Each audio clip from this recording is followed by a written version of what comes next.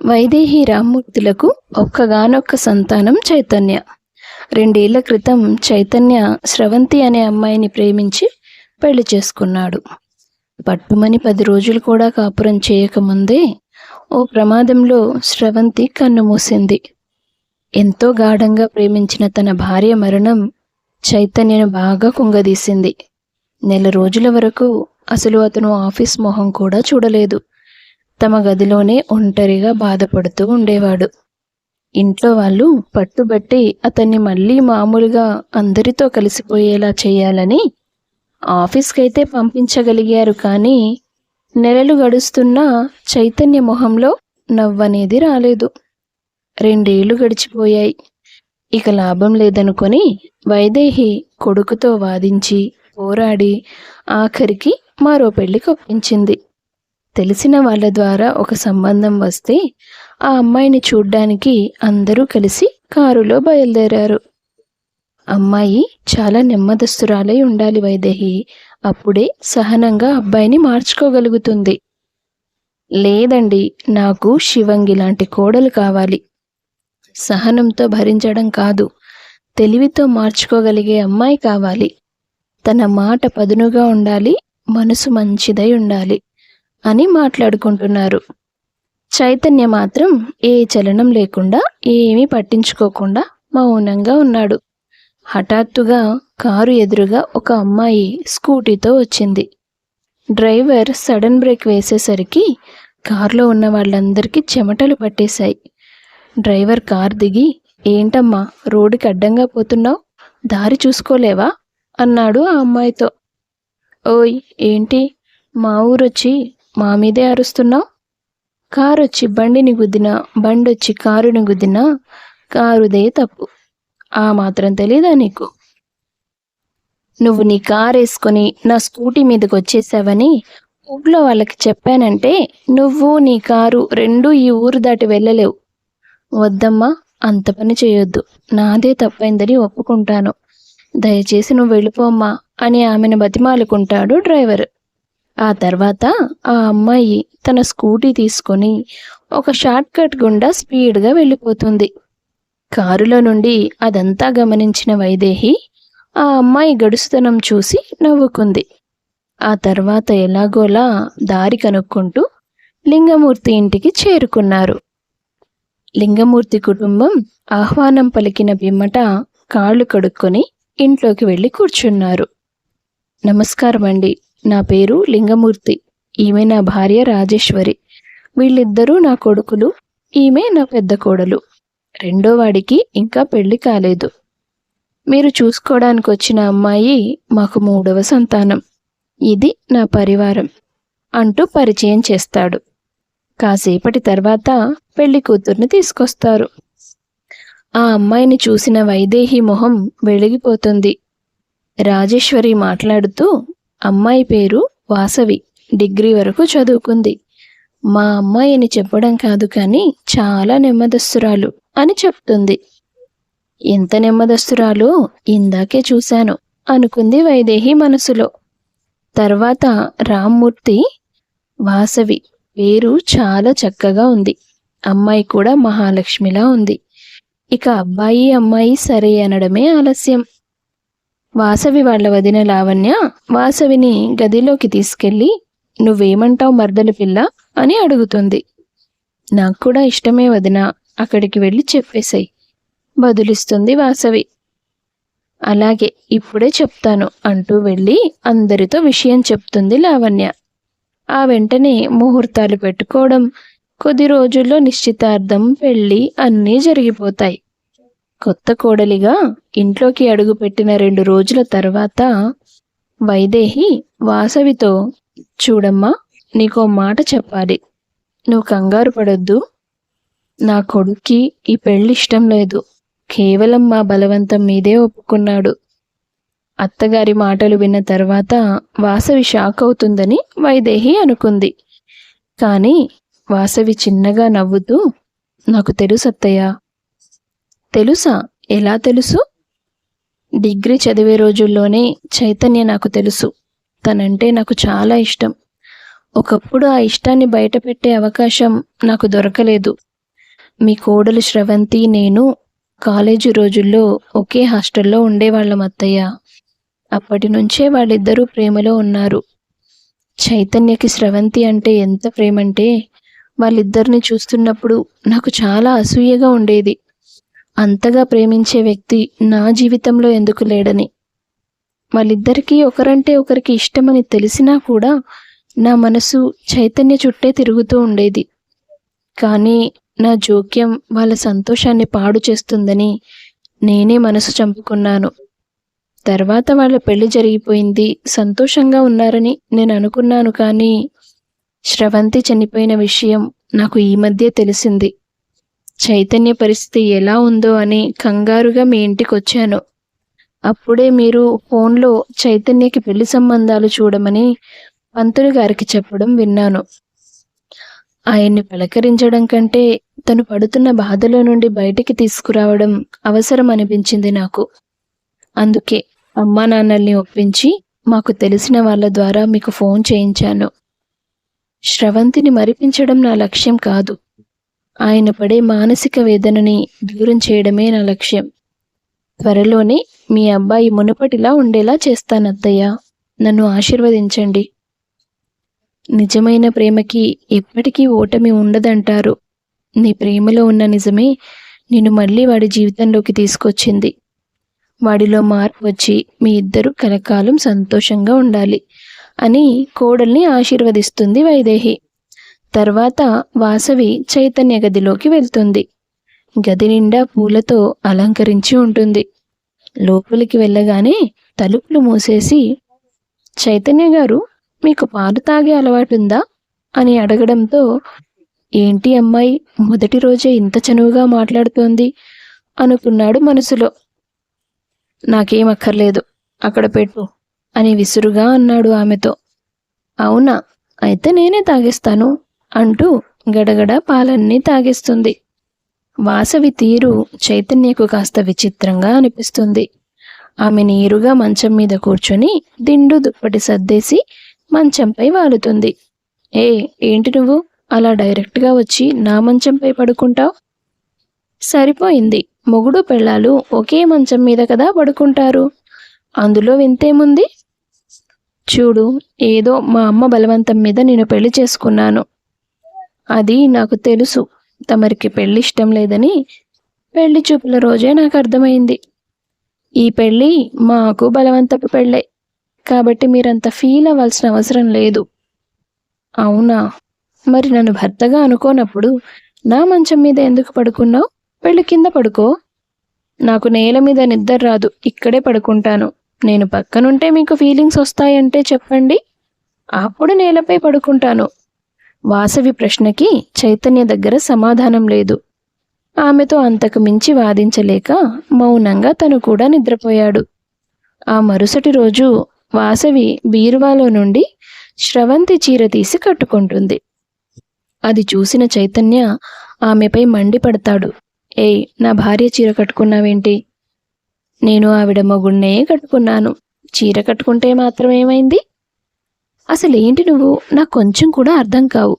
నీకు కూడా పెళ్ళి ఇష్టం లేదంటావు, కానీ మాటి మాటికి నన్ను మొగుడని సంబోధిస్తున్నావు, గుర్తు చేస్తున్నావు. ఏదో ఫ్లోలో వచ్చేసిందిలే మాస్టారు. ముందు మీరు నా మెడలో తాళి కట్టిన విషయం గురించి మర్చిపోండి. నాకు చాలా పెద్ద పెద్ద గోల్స్ ఉన్నాయి. అవన్నీ నెరవేరాలంటే పెళ్ళికి, పిల్లలనే ఆలోచనకి దూరంగా ఉండాలి. ఎలాగో మీకు పెళ్ళి ఇష్టం లేదు కాబట్టి మన మధ్య దాంపత్య బంధం అనేది ఉండదు. సో పిల్లలు కూడా ఉండరు. నేను నా ఫ్యూచర్ మీద ఫుల్గా కాన్సన్ట్రేట్ చేయొచ్చు. మనిద్దరం ఒకే ఇంట్లో ఉండాలి, ఒకే గదిలో ఒకే మంచం మీద పడుకోవాలి. అలాంటప్పుడు నిత్యం ఇలా గొడవ పడుతూ ఉంటే ఏం బాగుంటుంది చెప్పండి?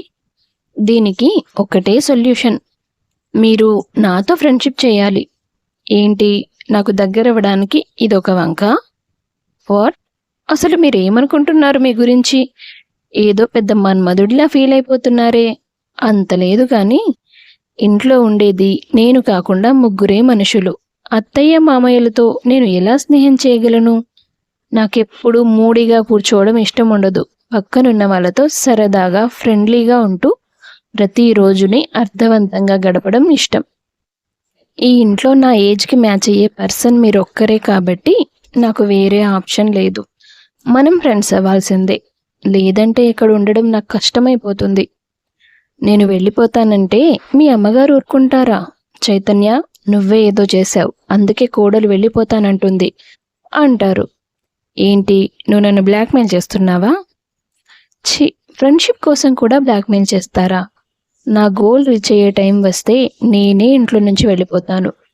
అందుకే మీరు ధైర్యంగా నాతో ఫ్రెండ్షిప్ చేయొచ్చు. సరే, నువ్వు చెప్పిందంతా బాగానే ఉంది. అయితే నీతో ఫ్రెండ్షిప్ చేయడానికి నాకు ఒక కండిషన్ ఉంది. ఏమిటో అది? నువ్వు స్రవంతి బట్టలు వాడకూడదు.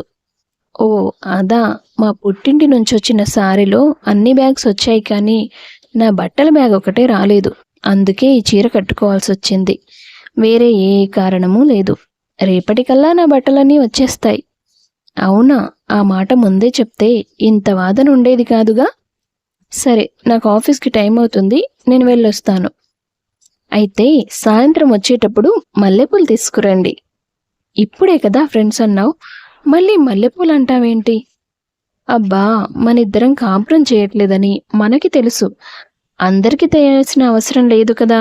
మీరలా పువ్వులు తెచ్చిస్తే మనిద్దరం హ్యాపీగా ఉన్నామని అత్తయ్య గారు అనుకుంటారు. ఆవిడసలే బీపీ పేషెంట్ కదా. అప్పుడప్పుడు ఇలాంటివి చేస్తే ఆవిడలో ఉన్న కంగారు తగ్గుతుంది, ఆరోగ్యం కూడా బాగుంటుంది. Okay, done. అమ్మ కోసం నేను ఏదైనా చేస్తాను. నా జీవితంలో ఇంకో ఆడదానికి స్థానం ఇవ్వడం తప్ప అని చెప్పేసి ఆఫీస్కి వెళ్ళిపోయాడు చైతన్య. అలా ప్రతిరోజు ఇంట్లో వాళ్ళకి కనబడేలా వాసవి కోసం ఏదో ఒకటి తీసుకొచ్చేవాడతను. వైదేహికి అన్నీ తెలిసినా కొడుకులో నిజమైన మార్పు వచ్చే సమయం వరకు వేచి చూడాలని అనుకుంటుంది. వాసవి, ఏంటి మాస్టారు? అబ్బా, మాస్టర్ అని పిలవడం ఆపు, చైతన్య అని పిలవచ్చు కదా. ఇప్పుడెటూ మనం ఫ్రెండ్స్ అయిపోయాం కదా. సరే చెప్పండి చైతన్య గారు, ఏంటి విషయం? నీతో పెళ్ళి నచ్చకపోయినా నీ ఐడియా మాత్రం నాకు బాగా నచ్చింది. ఐడియానా? ఏ ఐడియా గురించి మాట్లాడుతున్నారు? అదే, రోజు నీకోసం ఏదో ఒకటి తీసుకొస్తే మనం హ్యాపీగా ఉన్నామని, అమ్మ కూడా హ్యాపీగా ఉంటుందని చెప్పావు కదా. స్రవంతి దూరమైనప్పటి నుంచి నా బాధ చూసి తను బాధపడి నేనేమైపోతానో అనే టెన్షన్లోనే అమ్మకు హై బీపీ వచ్చింది. ఇప్పుడు తనలా సంతోషంగా నవ్వుతూ ఉండడం చూస్తే నాకు చాలా ప్రశాంతంగా అనిపిస్తుంది. నువ్వు అడిగినప్పుడు ఏదో మొక్కుబడిగా నీతో ఫ్రెండ్షిప్కి ఒప్పుకున్నాను, కానీ పర్లేదు, నీతో నిజంగానే స్నేహం చేయొచ్చు. సంతోషం, ఇప్పటికైనా గుర్తించారు. మా అమ్మ నాకు చిన్నప్పుడు ఒక మాట చెప్పేది, మన మీదున్న గౌరవాన్ని మనకు సంబంధించిన వాళ్ళందరి మీద కూడా చూపించేవాడే నిజమైన స్నేహితుడు అని. అందుకే నువ్వు నాకు ఒక బెస్ట్ ఫ్రెండ్లా కనిపిస్తున్నావు, కానీ మీరు నాకు బెస్ట్ ఫ్రెండ్లా కనిపించడం లేదు. అదేంటి అంత మాట అనేసావు?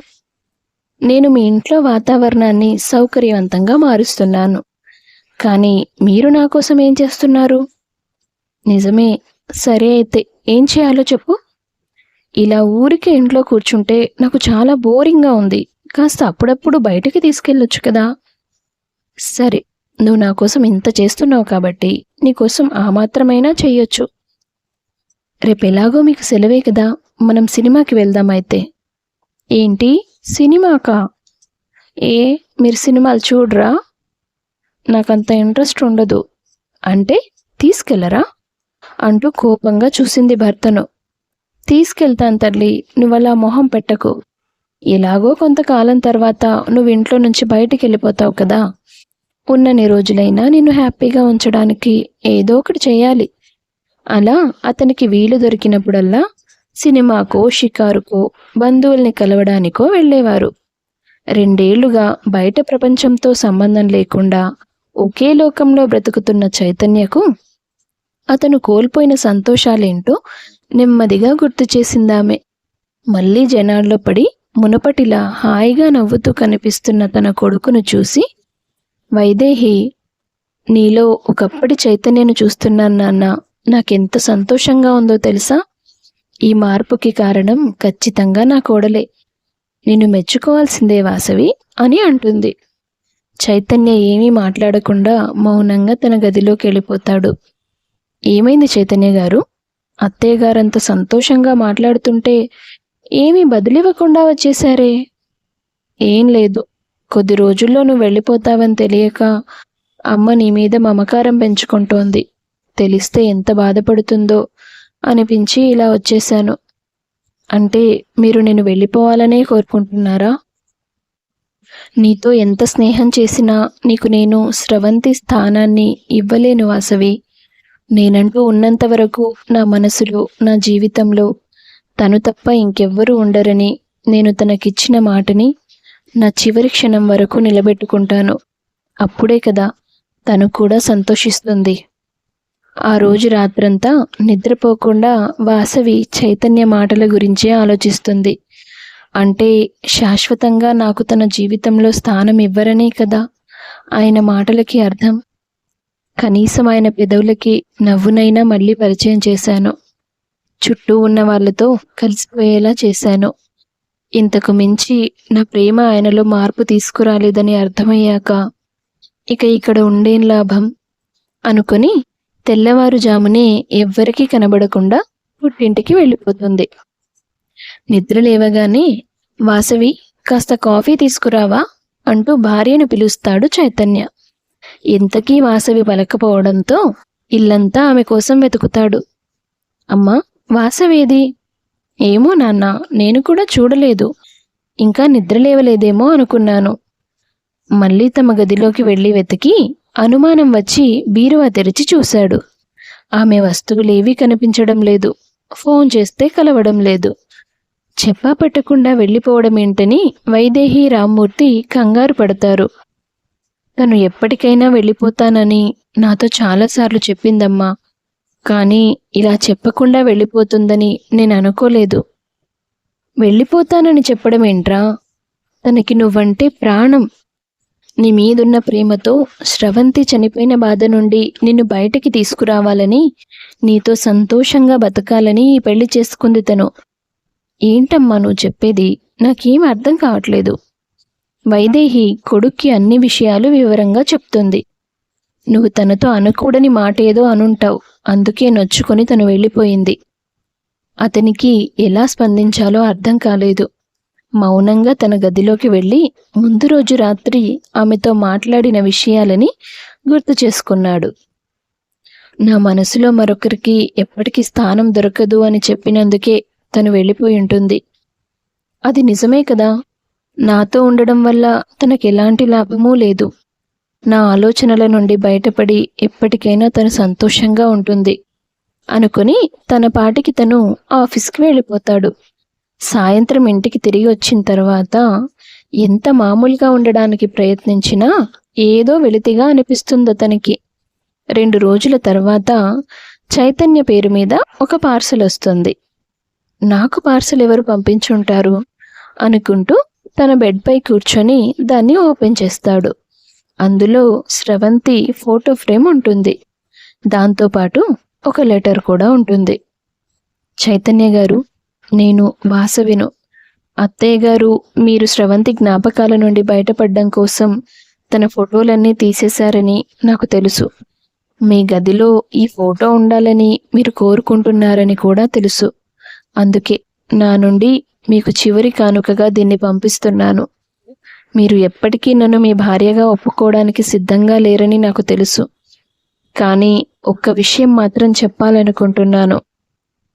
మనల్ని ప్రేమించే ఏ మనిషి కూడా మన జీవితంలో ఒంటరితనం మిగలాలని కోరుకోరు. మీ విషయంలో స్రవంతి కూడా ఇది కోరుకోదు. మీరే ఆలోచించండి.